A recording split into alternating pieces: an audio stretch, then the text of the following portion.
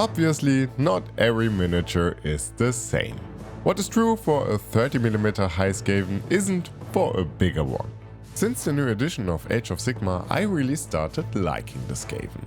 The new range is phenomenal in my opinion, and since the Horned Rat is now officially our 5th Chaos God, I am happy to embrace it as such. When the new Skaven minis were released, they showed us this. And I thought, well, this is just the ugliest thing ever. But after like a year of Age of Sigmar 4th edition and seeing this monstrosity popping up everywhere, it grew on me. I saw the potential in it, and when it was on discount I thought, well, let's do this. Let's paint this one and try to make it look good. After all, I like a good painting challenge.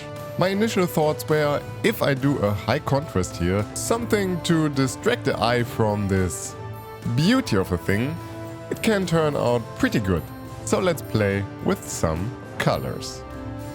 I smashed on Pro Aqueous Jade, wet blended with Ghost Green, to have an underlay of verdigris, rust and dirt for the metallic parts. I really have to say, I like the mix of these two colors. They give such a nice variety of green tones, which is extremely pleasing for my eyes.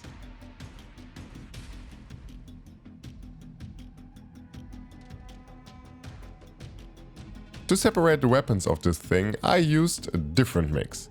Oscrag Brown and Wild Rider Red, just to indicate some different rust colors here.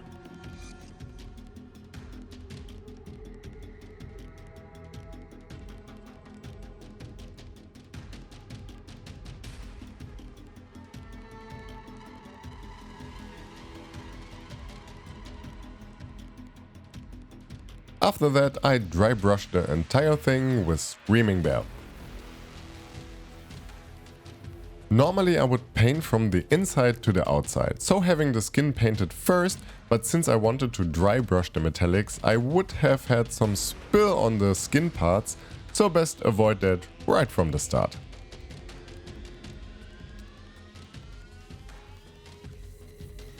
And by the way, if you like content like this, I would love to encourage you to leave a like or a subscription, since this really can help the channel grow.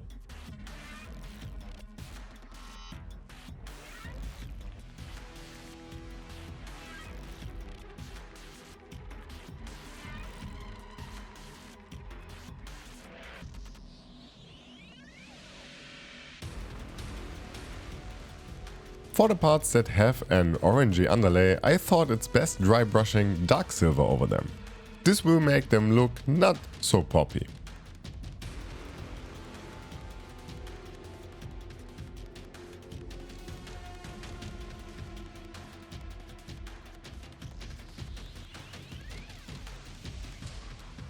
Let's get into the detail cam and the skin parts. I wanted to have some color variation right from the start. As I said, having a high contrast here was my initial goal, so I covered the whole skin with a mix of dark purple and deep magenta. Also to indicate this sickish undertone, which I think fits Clan Smolder very well.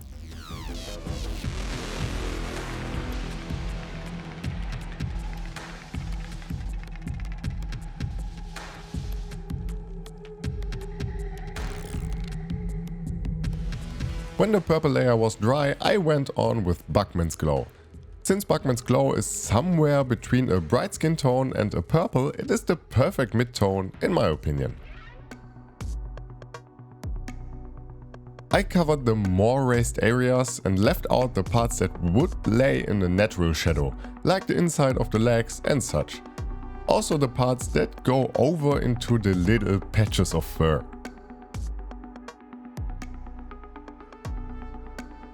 I tried painting each section by itself, first completing the leg for example and move on to the next one. Since I work this way, I can focus on wet blending some parts that will lay in a natural light, assuming this one would come from top down. For the highlights I used Elfic Flash. But how can we identify these parts? How can we identify the places we should highlight? I understand that it requires a trained eye for placing highlights, because I didn't have that for years and still struggle with it sometimes.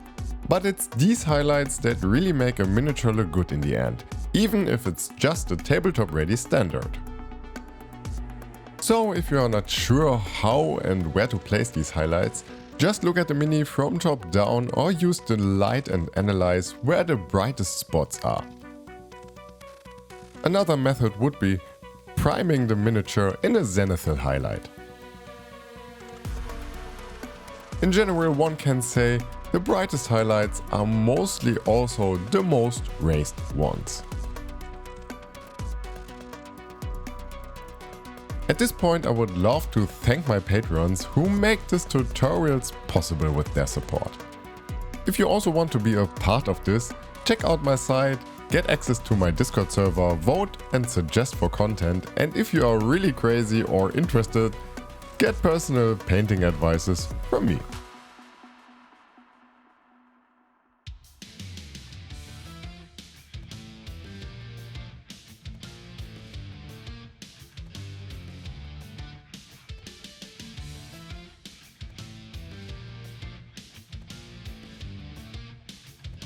And by the way, I finally just ordered a new cutting mat because this one really messes with my eyes.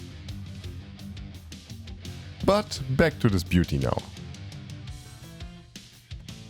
For the exposed or mutated flesh, I choose a pinkish color, basically letting the warmer tones of Bugman's Glow out here, going from a dark purple instantly to a pink and wet blended into a pure elfic flesh.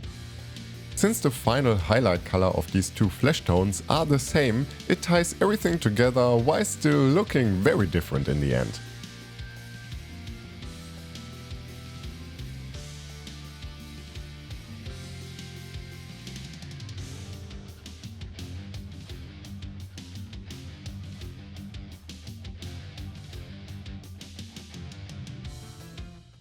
To bring another color into this, I started painting the horns and teeth with Parasite Brown, and slowly went brighter the closer I got to the end of the horn itself, using Elfic Flesh once again.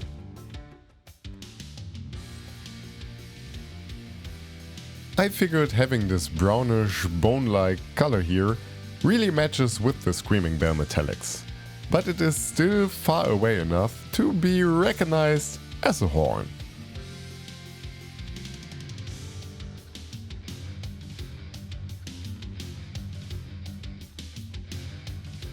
I realized that it's parts like this that make a miniature appear detailed.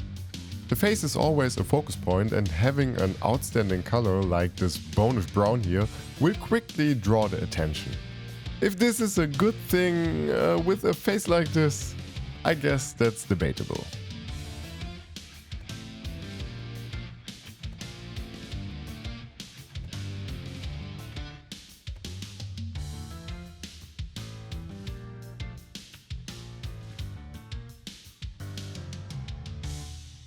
For the patches of fur, I used Corvus Black. This really makes the difference for me and makes the miniature not appear that bright. I was thinking about a white fur at first, having this lab rat mentality in mind, but I thought it would not fit the miniature. To highlight the fur, I once again use Elfic Flesh and mix it into the Corvus Black so it has this little bit of a warmer grey tone. In my opinion, the fur doesn't have to be that hardly highlighted, and a simple one-time coat is more than enough.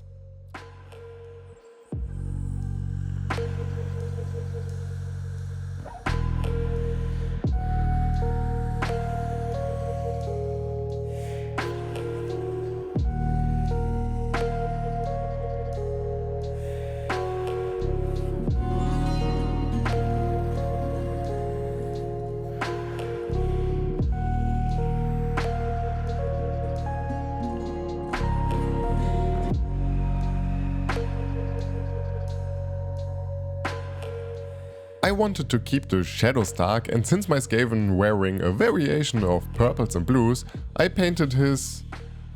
yeah, what do you call this? A loincloth? A loincloth. I painted his loincloth with a coat of abyssal turquoise. I once again mixed elfic flesh into it to create a rough and torn apart highlight.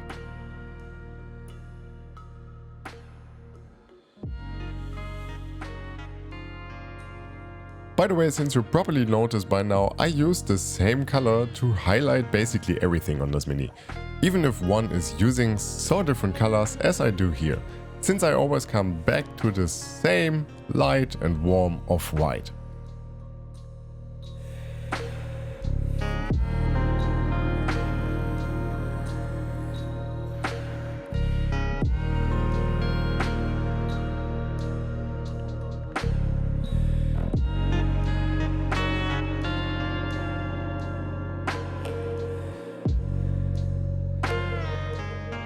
But now we really need something different here. And since we are painting a Skaven miniature, we need Warpstones. I like to start with a dark green on this Warpstone effects and build the color up as I always do. I like to start with a dark green on this Warpstone effects and build the color up as I always do. So I pick out the different parts and cover them with said color.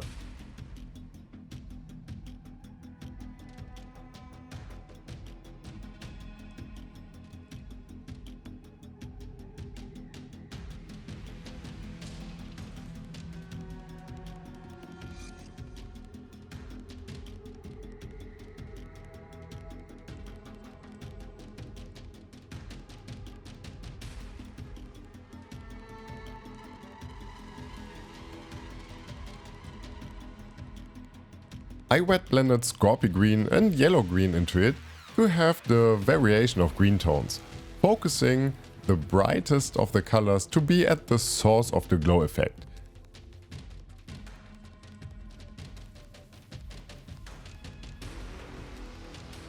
Like the inside of this flame here, the eye itself or these little furnace-like openings here on the top of the pipe, or whatever this is, the Skaven build here. I allow these colors to mix and flow together so that they create a natural looking light effect.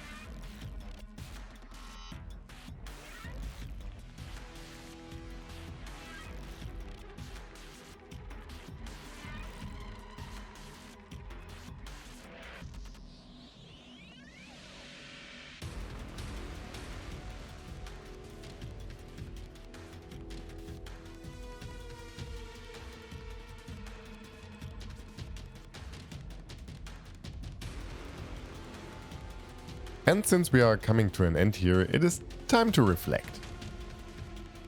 What I realized really matters with a miniature like this is creating a focus point and drawing the attention away from everything that's going on here. And this miniature is by all means very detailed. All these patches of fur, growths and Skaven contraptions can create a visual clutter. So having an outstanding focus point like the face here is really important. And for the last part, I paint all the tubes and stitches, clamps and blades with silver.